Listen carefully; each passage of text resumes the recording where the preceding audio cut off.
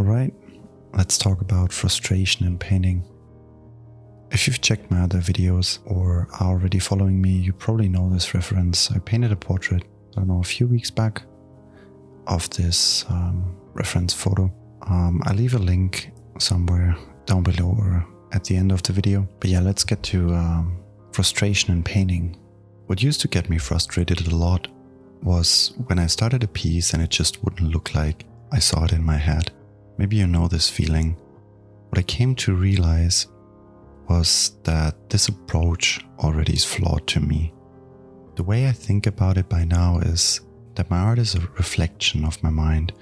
I'm not a printer that just prints pictures I see in my head.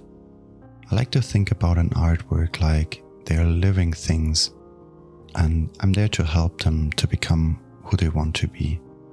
Of course, I have different ideas of who they could be, but in the end, it's up to them. So thinking about art in a sense of getting the picture in my head on the canvas doesn't work for me. And once I let go of that approach, I gave my artworks more room to breathe.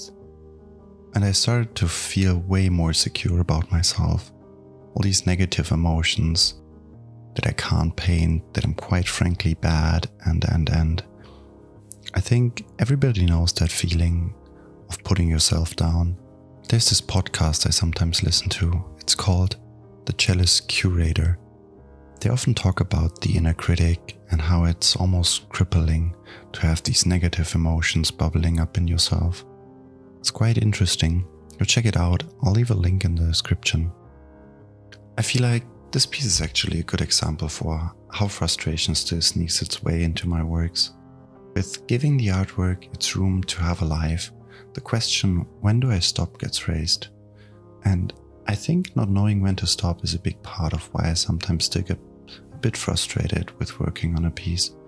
Of course, it's not that bad. I'm not spiraling out of orbit.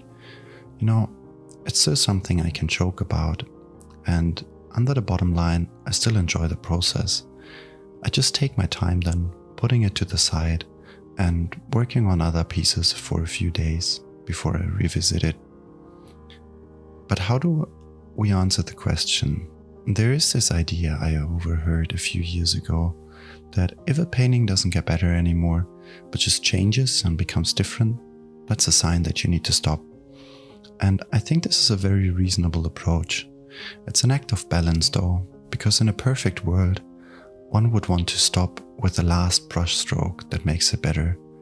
In reality though, it's never that way. It's always a back and forth of taking the risk and trusting yourself. Eventually this was another day.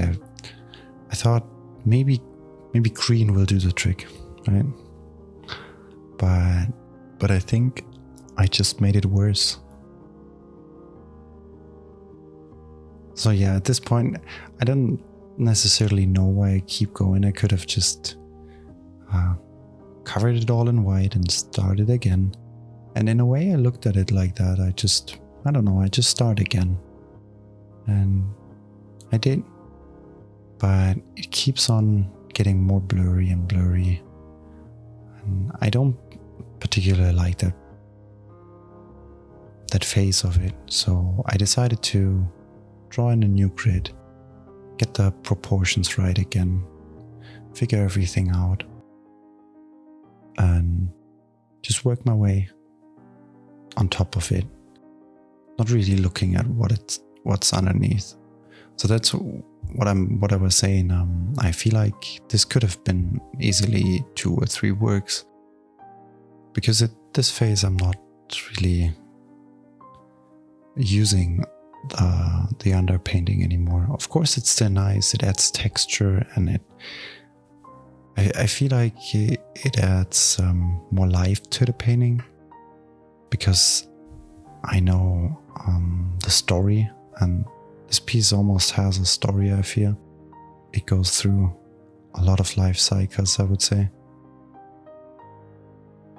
So here I'm going over with some pastels, and I feel like I really like this part as well.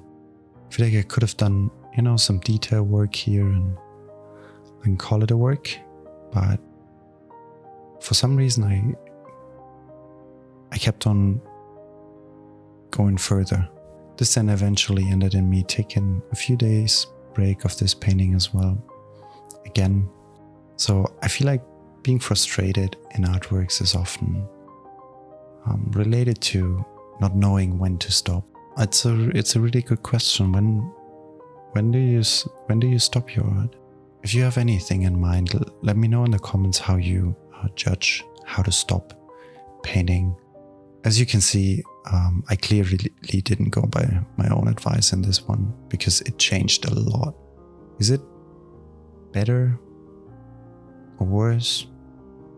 I don't think it's that easy. I think there were some really nice parts in that painting, in the life cycle of this painting, that definitely could stand on their own and could have been works by themselves.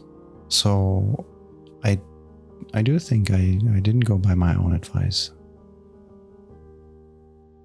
This phase reminds me of a work I did a couple years back. It was a work with those swirly lines, and I remember a friend at that time said it reminds her of candy. Back then, I didn't really see it for that work. Now though, this definitely reminds me of candy. Maybe it's because of that comment, and I'm just reminded of the comment. Or maybe my perspective has changed since then. I don't really know. So yeah, I'm going towards the final edition, so to speak, of this painting. Really liking that yellow, so I work on that yellow and add a line in between. What I noticed I didn't really like is the dark color of the skin. So I tried to lift it with some glazing and some more shading, but it just ended up not having enough contrast. So again, I took another day break. A few days, I think I was doing something different, and I decided to put in some purple for the contrast to the yellow, and just go over it, be bold, and at this point this could have been, I mean, there's nothing left of the beginning as well. I feel like looking at this is actually way more fun than painting it. It's still fun to paint, right, and to experiment, but looking at it is just super interesting to have these different paintings evolve and transform.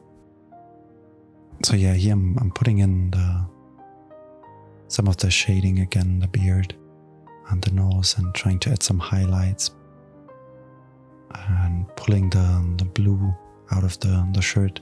That was a part that I really enjoyed, that I found that bluish green turquoise for that shirt. So yeah, here I kept on shading because it didn't have enough contrast. But I knew this was gonna be it. I feel like before I was playing around trying to find something, so I wasn't necessarily too frustrated. Because I'm never really, because I could just stop, right? I could just say, well, whatever. That's it. So yeah, that's the finished piece. I think it turned out quite nice.